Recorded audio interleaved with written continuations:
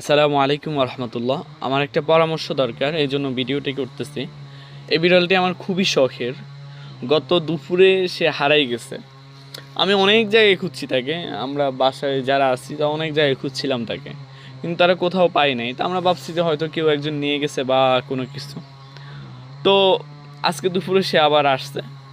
এখন দেখতেছি যে তার শরীরের অবস্থা প্রচুর দুর্বল, হয়তো কেউ মারছে বা কিছু। তা সে কিছু খায় না। এই মাংস দিচ্ছি, মাংস খায় না।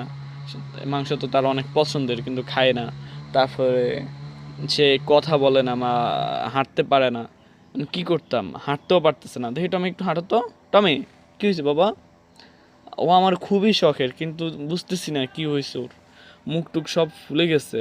তারপর ওদের শরীরও অনেক দুর্বল, নরম হয়ে গেছে। এখন কি করতাম, ওকে ডাক্তারের কাছে নিতাম। আজকে তো শুক্রবার, ডাক্তারের দোকানও বন্ধ, বা এই যে পশু হাসপাতাল যেটা, ওটা বন্ধ। এখন যদি কারো কোনো পরামর্শ থাকে তাহলে যদি দিতেন তাহলে আমার উপকার হতো।